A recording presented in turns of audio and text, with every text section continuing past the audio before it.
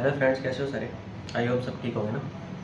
अपने 10th class की geography का फर्स्ट चैप्टर कर रहे थे, है ना, रिसोर्स एंड डेवलपमेंट का, जिसमें लास्ट लेक्चर में अपनों ने क्या करा था, कंजर्वेशन ऑफ रिसोर्सेज कर लिए थे अपनों ने।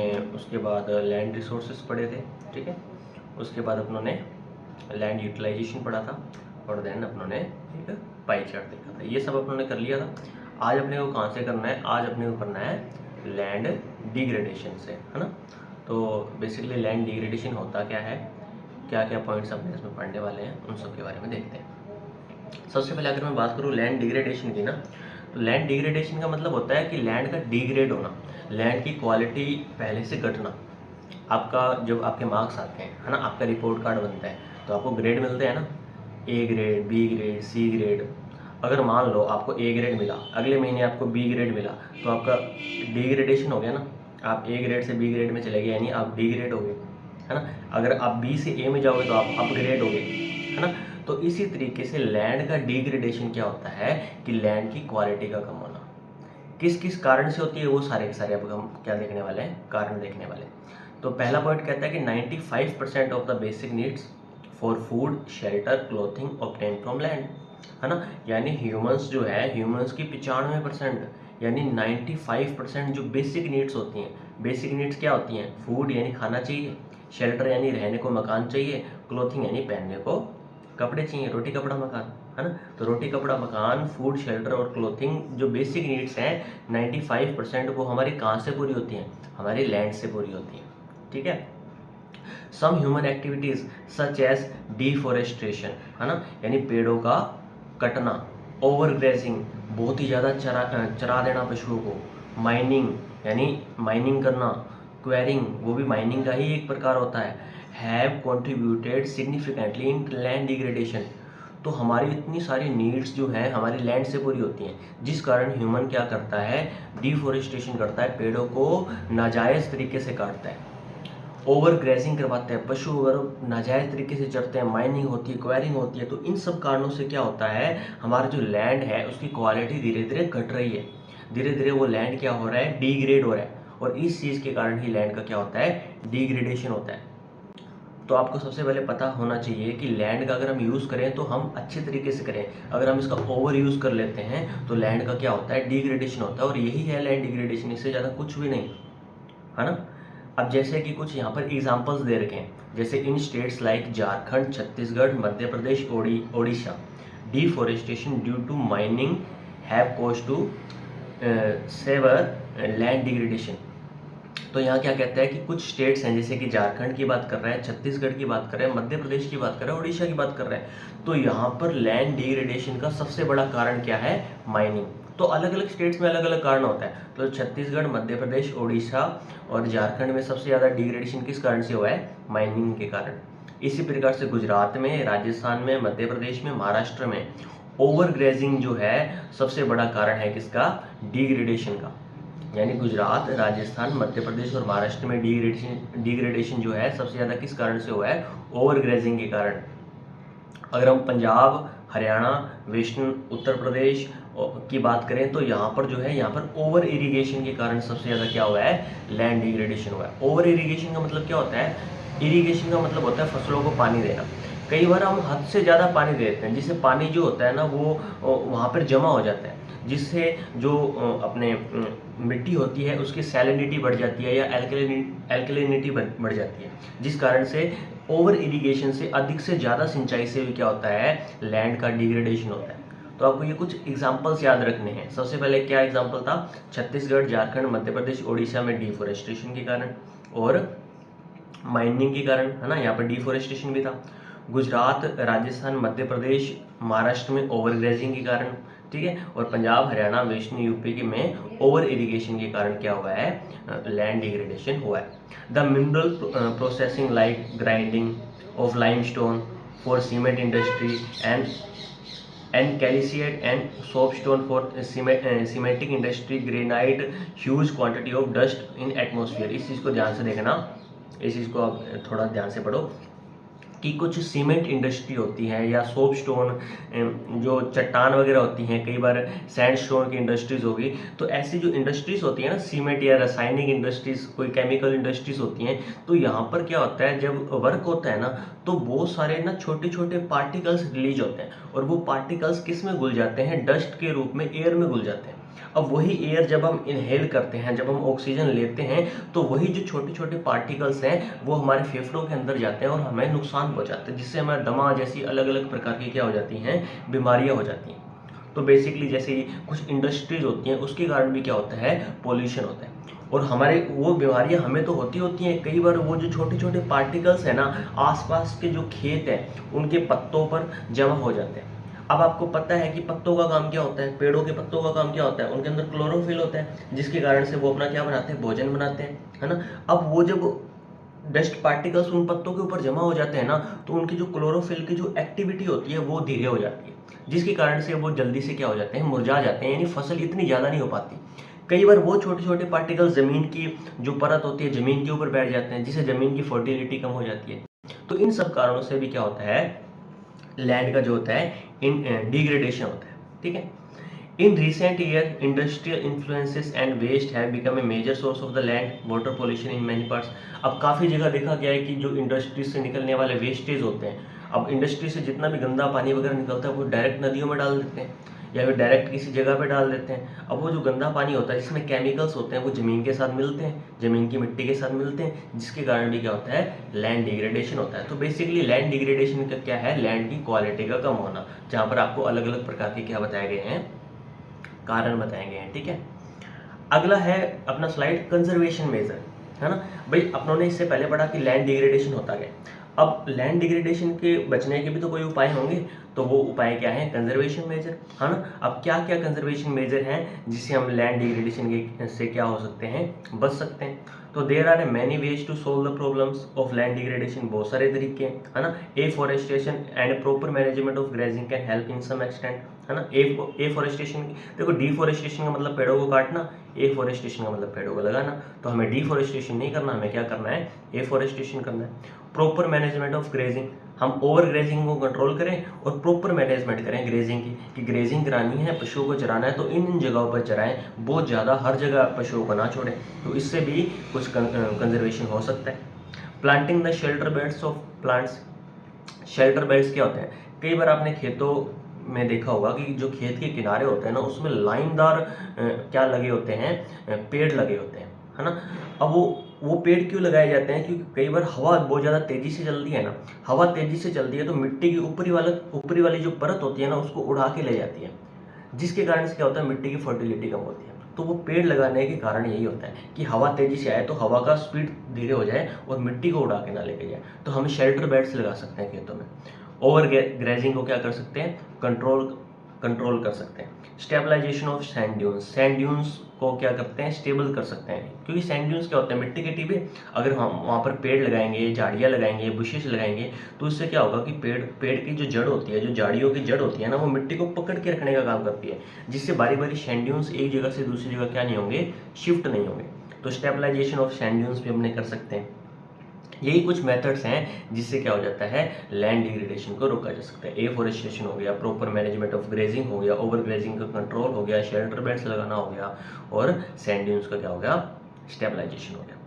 Proper management of waste land, waste land कौन सी लैंड होती है, ऐसी जमीन जो अब किसी काम की नहीं है ना भाई। हमें बिल्डिंग्स और इंडस्ट्रीज बनानी है, हम खेतों के ऊपर क्यों बनाए, हम उस जमीन के ऊपर बनाए ना जहाँ पर खेती नहीं हो सकती। तो वेस्ट लैंड जो बेकार जमीन है उसका भी प्रॉपर मैनेजमेंट हो जाएगा, है ना। माइनिंग एक्टिविटीज़ को हम क्या करें, कंट्रोल करें, बहुत ज़्यादा माइनिंग ना करें, जहाँ पर करनी है तो लिमिट में करें। तो माइनिंग एक्टिविटीज़ के कंट्रोल करने से भी क्या होगा, लैंड डिग्रेडेशन कम होगा। Proper discharge and disposal of industrial influences and wastage and other treatment can reduce the land degradation in industrial and सब अर्बन एरियाज, है ना। जो इंडस्ट्री से, फैक्ट्री से निकलने वाला डिस्चार्ज होता है, जो डिस्पोजल होता है, उसको प्रॉपर मैनेजमेंट के साथ ट्रीटमेंट के बाद रिलीज करें। अगर हम सीधा रिलीज कर लेंगे तो कहीं ना कहीं लैंड डिग्रेडेशन होगा। अगर हम ट्रीटमेंट से रिलीज करेंगे, उसके अंदर से गंदे केमिकल्स निकाल के फिर छोड़ेंगे ना, तो कहीं ना कहीं वो हमारे लिए अच्छा है। नदियाँ भी प्रदूषित नहीं होंगी, इंडस्ट्रियल और जो सब अर्बन एरिया है वो भी कहीं ना कहीं सही बने रहेंगे, लैंड डिग्रेडेशन नहीं होगा। तो ये कुछ क्या हो जाते हैं, कंजर्वेशन मेजर हो जाते हैं, और डायरेक्ट यहाँ से क्वेश्चन भी आ जाते हैं कई बार। ठीक है, तो 2 स्लाइड्स कर लिए अपन ने, एक लैंड डिग्रेडेशन और लैंड डिग्रेडेशन को रोकने के क्या तरीके होते हैं, कंजर्वेशन मेजर क्या होता है। ठीक है, उसके बाद जो नेक्स्ट अपना टॉपिक है वो है सोयल एज ए रिसोर्स। ठीक है, देखो अभी तक अपन ने किसके बारे में पढ़ रहे थे, अभी तक अपन ने पढ़ा लैंड के बारे में, लैंड एज ए रिसोर्स, है ना, कि लैंड क्या है, लैंड क्या काम आती है, लैंड यूटिलाइजेशन लैंड का कैसे होता है, लैंड कहाँ कहाँ कैसे कैसे बटी हुई है, लैंड का डिग्रेडेशन क्या है और कंजर्वेशन मेजर क्या है। अब लैंड छोड़ के हम किस पे आ गए, हम सोयल पे आ गए, सोयल एज ए रिसोर्स। भाई सोयल भी तो रिसोर्स है। आपने सबसे पहले ये रिसोर्स का चैप्टर शुरू करा था, तो सबसे पहले अपने रिसोर्स की डेफिनेशन करी थी कि रिसोर्स क्या है। तो resource is a substance which available in our environment which fulfil our all needs is called resource. यानी हमारे एनवायरनमेंट के अंदर वो सारी की सारी चीज़ें जो हमारी नीड्स की क्या करते हैं, फुलफिल करते हैं, हमारी नीड्स को फुलफिल करते हैं, वो रिसोर्स होते हैं। तो सोयल भी तो एक रिसोर्स है, सोयल भी तो कहीं ना कहीं हमारी नीड्स को फुलफिल करता है, तो सोयल भी एक क्या हो जाता है, रिसोर्स हो जाता है। Soil is the most important renewable resource. Soil कैसा रिसोर्स है, रेन्यूएबल रिसोर्स है। अब रेन्यूएबल रिसोर्स कौन से होते हैं, जो जल्दी से रिन्यू हो जाते हैं, जिसे हम रिन्यू कर सकते हैं, रेन्यूएबल, क्योंकि सोयल लगातार बनती रहती है, उसका वो खत्म थोड़ी होगी सोयल, है ना। तो सोयल जल्दी से रिन्यू हो जाती है ना। तो सोयल इज ए इंपॉर्टेंट कौन सी रिसोर्स है, रेन्यूएबल नेचुरल रिसोर्स है। नेचुरल क्यों भाई, नेचर में पाई जाती है, ह्यूमन ने थोड़ी बनाई है। It is the medium of the plant growth and support different type of living organism on the earth, है ना। तो सोयल किसका मीडियम है, प्लांट ग्रोथ का मीडियम है। जितने भी पेड़ पौधे होते हैं कहाँ होते हैं, सोयल के अंदर होते हैं। और different type of living organism, जो छोटे कीड़े मकोड़े केंचुए वगैरह सारे कहाँ मिलते हैं, अर्थ में मिलते हैं। तो अर्थ इन सबका घर है ना। तो अपने को याद रखना है कि प्लांट ग्रोथ और इन लिविंग ऑर्गेनिज्म इन सबको सपोर्ट कौन करता है, सोयल करती है। The soil is a living system. Soil क्या है, एक लिविंग सिस्टम है। सोयल को माना जाता है कि इसमें जिंदगी है, ये एक लिविंग सिस्टम है, क्योंकि इसमें लगातार चेंजेस होते रहते हैं। ये एक मरा हुआ सिस्टम नहीं है, ये लगातार बनती रहती है ना। चट्टान टूटने से सोयल लगातार बनती रहती है। It takes a million of years to form soil up to a few centimetre of depth, है ना। पता है कुछ सेंटीमीटर की सोयल बनने में भी मिलियंस ऑफ ईयर लग जाते हैं। तो कहीं ना कहीं सोयल एक क्या है, रेन्यूएबल नेचुरल रिसोर्स है। Relief, parent rock or bed rock, climate, vegetation and other forms of life and time is an important factors in formation of soil. Formation of soil का मतलब क्या हुआ, soil बनना। soil कैसे बनती है, तो soil बनने में कुछ चीज़ें काम आती हैं। सबसे पहले रिलीफ यानी वो जगह कैसी है, जैसे कि इग्नियस रॉक वाली जगह है, ऐसी जगह है जहाँ पर लावा निकला था, इग्नियस रॉक है तो ब्लैक सोइल बनेगी। हिमालय से कोई सेडिमेंट्री सोइल निकली है जो, तो एलुवियल सोइल बनेगी, है ना।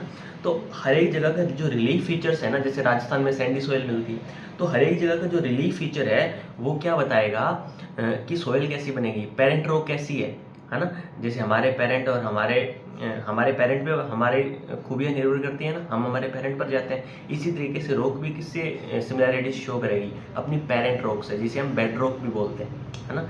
तो उसकी जो जिस चट्टान से वो बनी है, काली चट्टान से बनी है तो काला रंग होगा, भूरी चट्टान से बनी है तो भूरा रंग होगा, है ना। मुलायम चट्टान से बनी है तो सोइल मुलायम होगी, अगर हार्ड चट्टान से बनी है तो सोइल हार्ड होगी। तो कहीं ना कहीं पेरेंट और बेड रॉक से वो क्या मेल खाती है ना। क्लाइमेट की बात करें तो क्लाइमेट का बहुत फर्क पड़ता है। जिस जगह पे बारिश ज़्यादा होती है तो सोइल में नमी ज़्यादा होगी, है ना, सोइल में मॉइस्चर ज़्यादा होगा। अगर उस जगह पे बारिश कम होती है तो सोइल में मॉइस्चर कम होगा। गर्मी ज़्यादा है तो एरिड सोइल यानी सूखी सोइल मिलेगी, गर्मी कम है तो वेट सोइल मिलेगी यानी गीली सोइल मिलेगी। तो क्लाइमेट का फ़र्क पड़ता है, वेजिटेशन का फ़र्क पड़ता है। अगर वेजिटेशन ज़्यादा है तो सोइल के अंदर जो पेड़ पौधे टूट के गिरेंगे जिससे ह्यूम्स बनेगा और सोइल की फर्टिलिटी ज़्यादा होगी। अगर वेजिटेशन कम है जैसे राजस्थान का इलाका, तो सोइल के अंदर कोई पेड़ पत्तियाँ नहीं गिरेंगी, तो उससे क्या होगा, सोइल के अंदर फर्टिलिटी उतनी ज़्यादा नहीं होगी। दूसरा बात करें टाइम की, तो टाइम की बात करें तो जितना टाइम से सोइल बनी हुई है वो उतनी ज़्यादा पुरानी सोइल है, और कम टाइम में बनी है उतनी ज़्यादा नई सोइल है। तो हमेशा जिस सोइल को, जो सोइल पुरानी होती है वो ज़्यादा मैच्योर सोइल होती है, और जो सोइल कम पुरानी होती है वो कम मैच्योर सोइल होती है। तो ये चीज़ आपको थोड़ी याद रखनी है कि सोइल कैसे बनती है, कौन कौन से इसमें फैक्टर जो होते हैं काम आते हैं। Various factors of the nature such as the change in temperature, action of running water, wind and glacier activities, decomposers etcetera contribute to the formation of soil, है ना। जो मैंने अभी आपको बताया कि टेम्परेचर की बात कर लो, है ना, वाटर की बात करो, ग्लेशियर की बात करो, डीकम्पोजर यानी उसके अंदर जो मिट्टी के अंदर कुछ कीड़े मकोड़े मिलते हैं ना, जैसे केंचुए, अर्थवॉर्म्स वगैरह हो गए, तो वो एज ए डीकम्पोजर का काम करते हैं। पेड़ पौधे जब गिर जाते हैं ना तो वो अंदर गल जाते हैं, डीकम्पोज हो जाते हैं, तो वो डीकम्पोजर का काम करता है। तो ये सारे के सारे जो फैक्टर है ना कहीं सोयल को एनरिच करने में, सोयल को बनाने में बहुत ज़्यादा क्या आते हैं, काम आते हैं। ठीक है। Chemical and organic changes, soil के अंदर क्या केमिकल चेंजेस होते रहते हैं, ऑर्गेनिक चेंजेस होते रहते हैं, which take place in the soil, equally important. तो किसी प्रकार का केमिकल चेंज हो, है ना, जैसे चूने पत्थर से कोई अगर मिट्टी बनी है तो पानी में जल्दी घुलेगी, है ना, अगर नहीं बनी तो कम धीरे घुलेगी। तो अलग अलग प्रकार के केमिकल चेंजेस हो गए, ऑर्गेनिक चेंजेस हो गए, ये सारे के सारे मिट्टी में होते रहते हैं। Soil also consist in organic जिसे हम क्या बोलते हैं, ह्यूम्स बोलते हैं, एंड इनऑर्गेनिक मटेरियल। सोइल के अंदर बहुत सारे ऑर्गेनिक मटेरियल्स मिलते हैं और इनऑर्गेनिक मटेरियल्स मिलते हैं। ऑर्गेनिक कौन से हो गए, आप साइंस पढ़ के आते हो, जिसके अंदर कार्बन होता है वो क्या होते हैं, ऑर्गेनिक, और जिसके अंदर कार्बन नहीं होता वो होते हैं इनऑर्गेनिक। तो सोइल के अंदर इनऑर्गेनिक मटेरियल भी मिलते हैं जिसके अंदर कार्बन नहीं होता, और सोइल के अंदर वो मटेरियल भी मिलते हैं जिसके अंदर कार्बन होता है, यानी ऑर्गेनिक मटेरियल्स भी मिलते हैं। और इन ऑर्गेनिक मटेरियल्स, जो सोइल के अंदर जितने भी ऑर्गेनिक मटेरियल्स पाए जाते हैं, इसे हम क्या बोलते हैं, ह्यूम्स बोलते हैं। और ह्यूम्स एक ऐसी चीज़ है जो सोइल की अपर मोस्ट लेयर होती है और सोइल को बहुत ज़्यादा फर्टाइल करने के काम आती है। तो आपको याद रखना है ह्यूम्स क्या है, बट इज ह्यूम्स। तो सोइल के अंदर मिलने वाले क्या हैं, ऑर्गेनिक मटेरियल्स को ही क्या बोलते हैं, अपने ह्यूम्स बोलते हैं। ठीक है। On the basis of the factors responsible for soil formation, colour, thickness, texture, age, chemical and the physical properties of soils of India are classified in different types, है ना। तो इन्हीं चीज़ों में, चाहे कलर की बात करें सोइल की, टेक्सचर की बात करें, थिकनेस यानी मोटाई कितनी है, एज यानी कितनी पुरानी है, केमिकल और फिजिकल फीचर, इन सब की बात करें तो इंडिया के जो सोइल्स को ना अलग अलग पार्ट्स में डिवाइड किया गया। इंडिया की जो सोइल है उसको लगभग 6 पार्टों में बांटा गया है, इसके कलर के हिसाब से, इसकी थिकनेस के हिसाब से, इसके टेक्सचर के हिसाब से, टाइम के हिसाब से, ये कितनी पुरानी है। तो इंडिया की सोइल को कितने पार्ट्स में डिवाइड किया गया है, 6 पार्ट में, है ना। एक कौन सी है, एलुवियल सोइल, अगली है ब्लैक सोइल, फिर है लेटराइट सोइल, देन है रेड सोइल, देन है एरिड सोइल, और लास्ट में है फॉरेस्ट एंड माउंटेनियस सोइल। तो ये 6 प्रकार की सोइल अपने को पढ़नी है, जो अपने नेक्स्ट वीडियो में पढ़ेंगे। आपको अभी तक मैंने बताया, क्या बताया मैंने आपको बताया कि लैंड डिग्रेडेशन क्या होता है ना। आज अपनों ने लैंड डिग्रेडेशन पढ़ा, लैंड डिग्रेडेशन को कैसे रोका जा सकता है, तो कंजर्वेशन मेजर पढ़े। उसके बाद सोइल के बारे में पढ़ा, सोइल एज ए रिसोर्स क्या है, सोइल कैसे बनती है, क्या क्या कारण होते हैं, कौन कौन से फैक्टर इस पर इफेक्ट डालते हैं। तो इसी हिसाब से सोइल को कुछ पार्ट्स में डिवाइड किया गया है, जो मैंने आपको बताया कि 6 प्रकार की सोइल इंडिया में पाई जाती हैं, जो मैप में भी आपको दिखाई रखी है, जो कल मैं वापस दिखाऊंगा आपको। Alluvial soil, black soil, laterite soil, red and yellow soil, arid soil and forest and mountainous soil. ठीक है। तो उम्मीद है आपको यहाँ तक समझ में आया होगा, नहीं आया तो आप रिपीट करके देखो। कोई भी इशू हो तो कमेंट करो। Bye bye, take care, thank you.